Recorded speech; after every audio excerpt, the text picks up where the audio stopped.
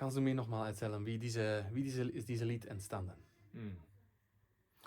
Ja, es war so eine sehr straffe, geradlinige Energie da, also wo aus dem Fluss, der normalerweise in meiner Musik existiert, war plötzlich wie eine geballte Energie mit solchen Würfen. Hm. Tam, tam. Und es hat sich danach gefühlt, solche Farbflecken durch jede Harmonie zu geben. Das sind nicht nur klassische Harmonien im Sinne Dreiklang, sondern mehr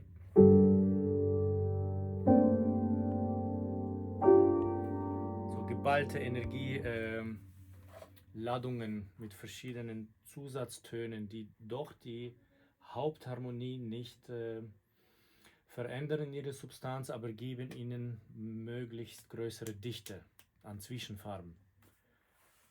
Und es war klar, der Rahmen war gleich bestimmt mit dem ersten Akkord. Ich wusste nicht, wo ich reingehe.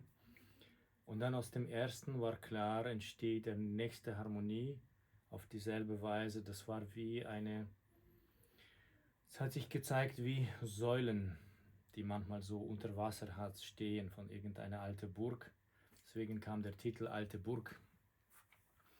Es gibt so eine alte Geschichte, aber danach habe ich mich später daran erinnert. Also nicht beim Komponieren, das Stück komponiere ich sowieso nicht, sondern der kam so zu mir und dann später hinein habe ich mich erinnert, es gibt eine Geschichte von einer Burg unter Wasser.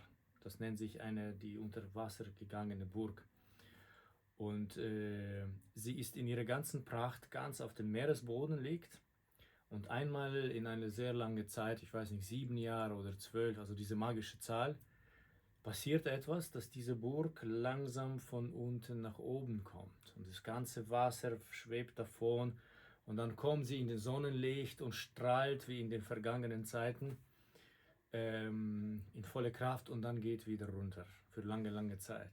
Und diese Geschichte verbirgt für mich große magische Kraft, weil es hat etwas auch mit uns zu tun, mit diesem Schlafzustand, in dem wir uns befinden sehr oft. Das heißt, es gibt da irgendwo der Potenzial für optimale Entfaltung, aber jetzt ist sie noch unter Wasser sozusagen. Aber ist da alles? Nur einfach, es braucht diese Bewegung nach oben. Und diese Geschichte faszinierte mich. Debussy hat so ein Stück, genau, Claude Debussy komponiert, absolut genial. Und dieses Stück hat mich schon damals fasziniert. Und wie gesagt, bei mir ist das umgekehrt. Ich projiziere nicht nach vorne, ich habe keine Idee und dann schaue ich, was möglich ist, sondern es kommt, es fließt und dann nachhinein reflektiere ich, was war das gerade? Okay, gut. Das ist jetzt die Burg für mich unter dem Wasser. So, du hast dieses Lied nicht ausgeschrieben, das ist einfach gekommen. Ja, genau. Das war nicht mal das Lied gekommen, sondern der erste Akkord. Dieser erste Zustand. Wumm. Okay, wo bin ich hier? Was kommt als nächstes, wenn ich so reintrete in den Raum? Und dann kam, und zu diesem kam dann wie ein Echo. Das ist wie eine Welle sozusagen. Und dann die nächste, und aus dem einfach hat sich der nächste Schritt entwickelt. Und so plötzlich war klar, ich bin jetzt im Raum der stehenden, das sind wieder alte Bäume oder die Säulen oder noch etwas unter Wasser, irdisches sozusagen. Und die Noten, welche du gespielt hast, haben sie dich früher auf der Schule gelernt, dass du so spielen soll? Oder ist das etwas, was eigentlich nicht erlaubt ist? So? Erlaubt ist mittlerweile alles. Für mich ist das immer eine Summe der Bewegungen, die ich irgendwann gehabt habe durch andere Komponisten. Also für mich ist der bestmögliche Fluss ist immer da, wenn ich des Improvisierens, also früher war das so, dass ich sehr viel Literatur selber gespielt habe.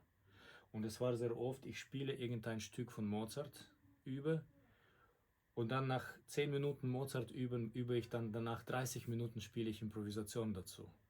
Also nicht, dass ich über Mozart improvisiere, sondern die Mozart-Faktur öffnet in mir plötzlich dieses Potenzial, was möglich ist auf meine Weise.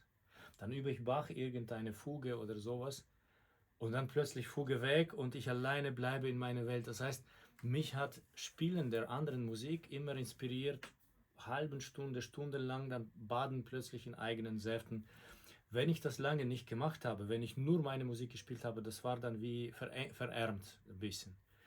Mittlerweile heute ist das nicht mehr so. Ich kann wirklich lange keine Literatur mehr spielen und trotzdem kommen diese Improvisationsflüsse sehr stark.